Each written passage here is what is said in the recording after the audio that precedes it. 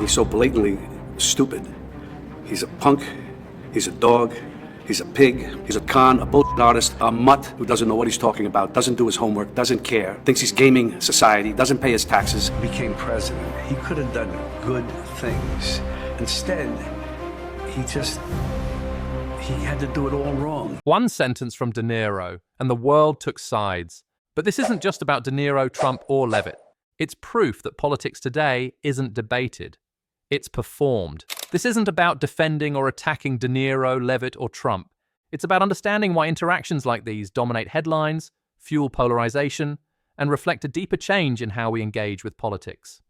In this video, we'll explore how political discourse has evolved, or perhaps been transformed, by media dynamics, celebrity influence, and the way we, as audiences, respond.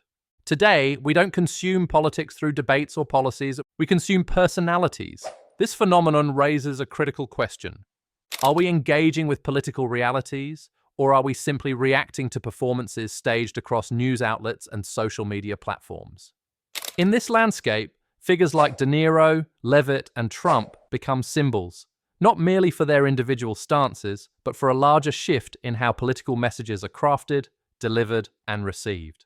This analysis isn't about who's right or wrong in their statements. It's about understanding the mechanics behind why such moments captivate millions, divide opinions, and fuel endless cycles of online debate. By examining this intersection objectively, we can explore how media dynamics, personal branding, and the human tendency towards simplified narratives shape our perception of truth in politics today. Ultimately, the real issue isn't whether celebrities should speak on politics or how politicians use media to their advantage. It's whether we, as a society, are equipped to distinguish between substantive dialogue and carefully curated performances designed to trigger reactions rather than foster understanding. In the past, political influence was built on policies, governance, and public service. Politics has evolved, or perhaps devolved, into a form of personal branding, where leaders are marketed much like products, and their messages are tailored not for complexity, but for shareability. Figures like Donald Trump didn't create this shift, but they perfected it. His rise to political prominence wasn't solely due to traditional campaigning. It was his mastery of media dynamics, turning every appearance, every tweet, into a headline. Caroline Leavitt represents the continuation of this trend, a new generation of political figures who understand that in today's landscape, being seen and heard often outweighs being understood. When political identities are crafted like influencer brands, it encourages polarization, because strong, simplistic messages resonate more than nuanced discussions. It's not about left or right, it's about the format in which modern politics is delivered and consumed. In this environment, politicians aren't just policymakers, they are media personalities.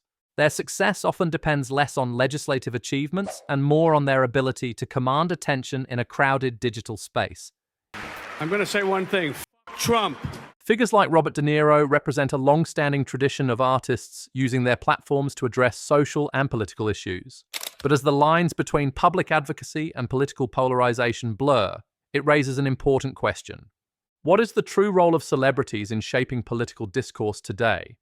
At its core, a celebrity speaking on politics is exercising a fundamental right, freedom of expression. In democratic societies, public figures have the same right and arguably the same responsibility to voice concerns about governance, justice, or societal direction as any other citizen. When someone like De Niro speaks out, it's often driven by genuine conviction, not just a desire for attention. However, the challenge lies not in the act of speaking, but in how those messages are amplified, interpreted, and weaponized by media ecosystems and audiences. A celebrity's statement, regardless of intent, rarely remains a personal opinion. It quickly becomes a headline, a viral clip, or a rallying point for both supporters and critics. This dynamic can unintentionally fuel division. Supporters may champion the celebrity as a truth teller, while opponents dismiss them as out-of-touch elites meddling in politics. When Robert De Niro criticizes political figures, it's less about him steering national policy and more about how society chooses to respond, often emotionally rather than thoughtfully. So, should celebrities stay silent? Not necessarily. Their voices can spotlight critical issues, mobilize awareness, and challenge complacency. But both celebrities and audiences must navigate this space carefully. In the end, celebrity involvement in politics is neither inherently good nor bad. It's a reflection of a society where influence is measured by reach, not necessarily by expertise. In any era, the way information is delivered shapes how it's understood.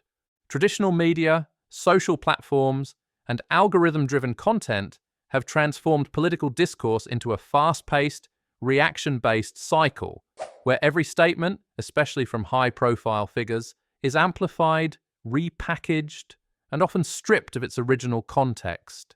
When Robert De Niro voices his political views, or when politicians like Caroline Leavitt and Donald Trump make headlines, their words don't exist in isolation.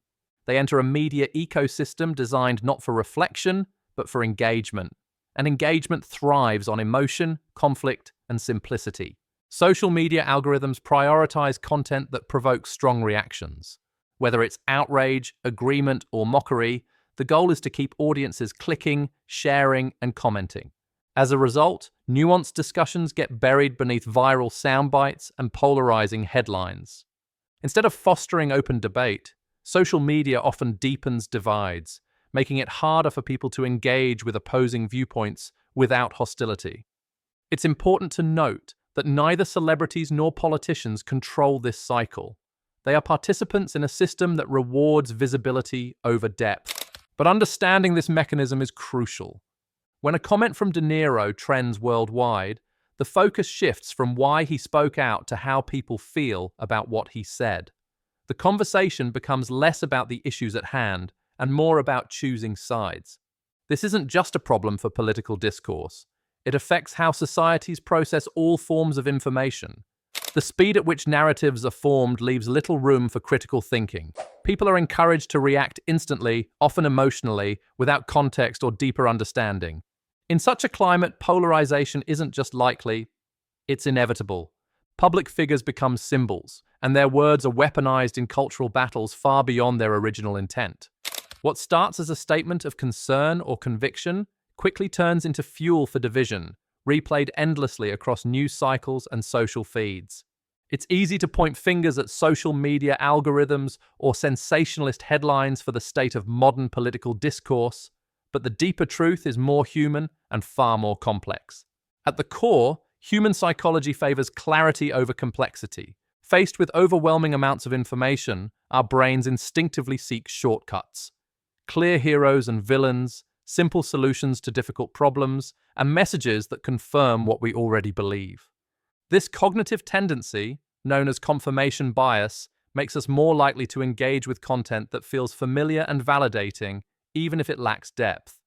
In politics, this translates into a preference for strong, memorable messaging, whether it's a celebrity's pointed critique or a politician's catchy slogan. Complex policy discussions rarely go viral, but a sharp one-liner or a dramatic statement spreads instantly. This is why figures like Donald Trump mastered the art of communicating in absolutes. It's why Caroline Leavitt's messaging echoes the same formula. And it's why Robert De Niro's outspoken comments resonate far beyond their original context. With endless news cycles, constant updates, and conflicting reports, many people feel overwhelmed. In response, they simplify their worldview, aligning with a side, adopting a narrative, and filtering out anything that challenges it. This creates fertile ground for polarization, where every issue is seen through a binary lens, us versus them, right versus wrong. Perhaps the most significant factor is that modern media consumption has shifted from seeking to understand to seeking to react. The question isn't, what does this mean, but rather, how do I feel about this right now? In this environment, emotional responses dominate rational analysis. It highlights that the problem isn't just external forces like media or technology, it's also internal, driven by how we, as individuals, process information in an age of constant distraction. The solution, therefore, isn't to silence strong voices or avoid bold messages. It's to recognize our own cognitive biases and develop habits that prioritize critical thinking over instant judgment. Only by addressing these underlying tendencies can we hope to shift public discourse from reactive noise back toward meaningful conversation. In a world where politics, media, and entertainment increasingly overlap, the real challenge isn't avoiding strong voices or bold opinions. It's learning how to navigate them with clarity and critical thought. Whether it's a politician's slogan or a celebrity's statement, every message deserves more than just a reaction. It deserves reflection. The question isn't who speaks the loudest. It's whether we're truly listening and thinking beyond the noise.